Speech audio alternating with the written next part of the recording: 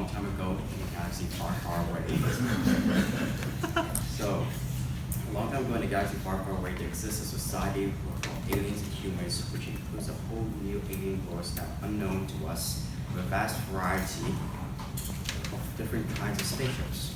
However, they live in a tyrannical rule of empire, and it is from this the story of a young boy, a princess, smuggler begins in the space opera that is Star Wars. But today we won't be talking about this tyrannical rule, or the space boy, or the princess, or the young boy. We'll be talking about the smuggler, Han Solo. So Han Solo is one of the main characters, and he doesn't obtain any special powers like Luke or Leia. He is just an ordinary backend smuggler who just grew up in a very poor society. We'll be focusing mostly on him through episode 4 to 6. And we'll be focusing on the speech analysis of how he was during the scoundrel to brother, lover, and father, and how he was a smuggler in the beginning to leader and hero. And lastly, we'll be talking about what's called hybrid discourse. So we'll be mostly focusing on how he became one of the people that did not believe in Jedis or magical religions to somebody who did realize. So you see the first picture is when he was in New Hope, episode 4, and here when he was in episode 6. And we'll be focusing mostly on this middle. So first we will look at the leadership aspect. So when we first meet Han Solo, he is a very smug and know-it-all person. And we can see in this, we poorly see in this picture, he's like his face is very like, I know everything and I'm very good. And he has the sense of leadership in the beginning. However, he shows it in a very selfish way. But as we go through the story of episode 4, he starts to gain a bond with the main characters. And as you can see here, even though he did come and rescue Luke from the Death Star, you can see in the second line, the third line, where he says, well, I wasn't going to let you get all the credit and take all the reward. So even though he did grow a certain bond with Luke and the princess, he still maintains some of his scoundrel ways and his smugglish ways. But then this slowly gradually changes throughout the next episode, which is fine. Here we see Han Solo using more of a formal basic, which is formal English, and he recognizes class hierarchy. So when he's speaking to the general of the Rebel Alliance, he uses the words like general and thank you, general, and he doesn't use like nicknames which he talks to Luke Skywalker to call Luke like a kid or a scrubbing looking nerf herder. He's using more formal English. This shows that he has gained, he has learned some manners and recognition towards some people who is hired.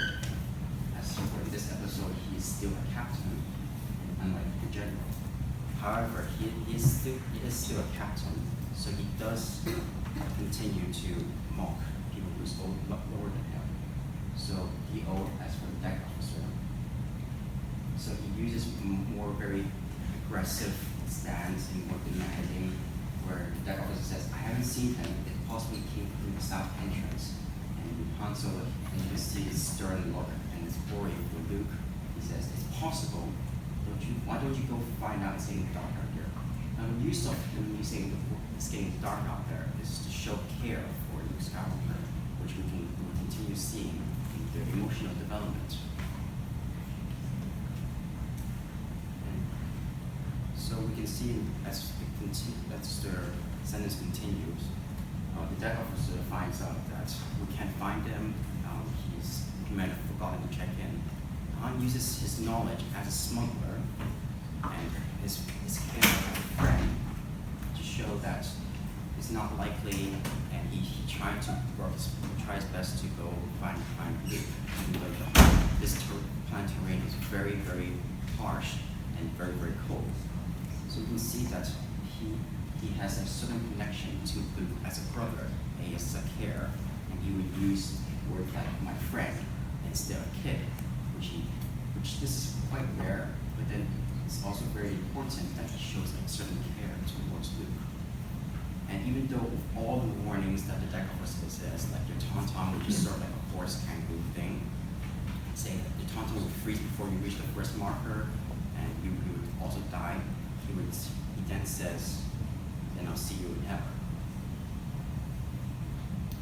As for his lover side, in the beginning, you can see in this picture that he has sort of like a confrontation between him and Leia. Of course, that it shows that like any love story begins, there's this certain type of like, oh, I don't like you, you don't like me, we disagree with a lot of things. But this is something that slowly grows throughout the episode. Even though that he shows a certain scoundrelness toward the princess, we continue on later of their episode that they actually grow a very strong connection with each other, and he starts to think more. And because he gained their passion towards Luke, he also gains the passion towards Leia, but in more of a I love you way, in which we come to the next one of the most famous lines, where she says, I love you and I know. Now, the use of the word I know is sort of to maintain his firm stance as a man, though does not show too much passion, but he does want his person that he loves that I know you love me and I know I love you too. Finally, we'll come to the cross-code hybrid discourse. Now, many of you might be wondering what exactly cross-code hybrid discourse, or cross-code for short. I'd like to remind you that it is not speech accommodation or speech divergence, nor is it code mixing or code switching. And with this cross-code, we'll be focusing on basic, which is basic English.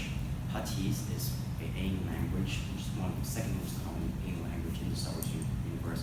And Shriok, which is spoken by Wookiees, which is Han Solo's companion. So cross-code hybrid discourse works under receptive bilingualism. And receptive bilingualism is when a person has the knowledge or obtains the knowledge of two or more languages.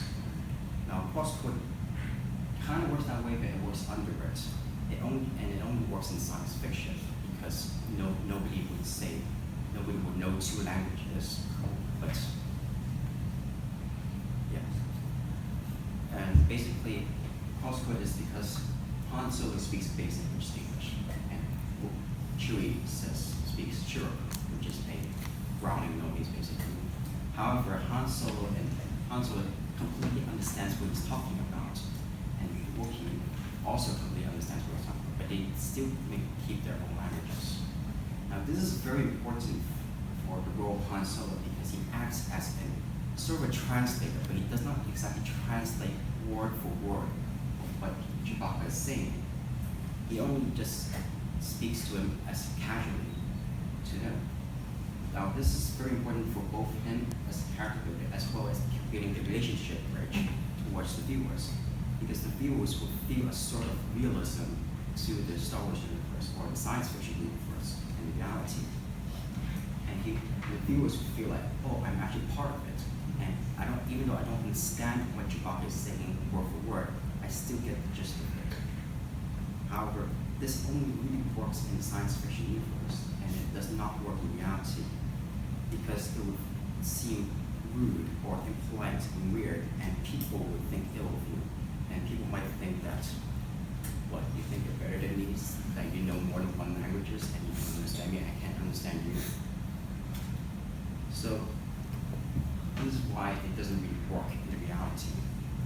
So, as we can see here, even in transcript, we see Chewie saying a crazy yell, bark of glee, bark excited, blue shriek, etc., etc. We can just analyze Han's reaction or response to Chewie, and we still get a gist of what he's saying. So when in the section where it says barks with glee, and he says, wait, I can't see what's going on. So we can tell that Chewie is happy to see Han, even though, yeah. And in the second part where it says, when Chewie says, Barker replied, it says, a Jedi Knight, I'm out of a little while and everybody gets the delusion of gratitude. This shows that Chewie has said something about what's been happening throughout this time in carbonation. So in conclusion, cross-code hybrid discourse is actually a very important discourse for anybody who would be writing a science fiction story because it adds to realism. Although it would be simpler to have a translator, but then it won't feel as real as it would if the viewers would feel a part of the conversation, like trying to understand an alien language.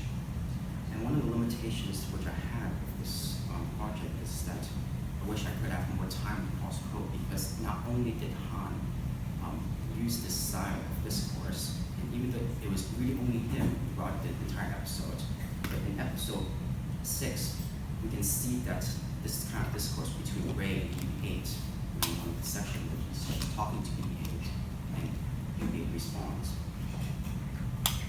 And I wish I could also focus more on cross-code type of discourse as well, and as well as expanding to other canon stories than just the movies, such as the Rebels or Clone Wars or the expanding universe and other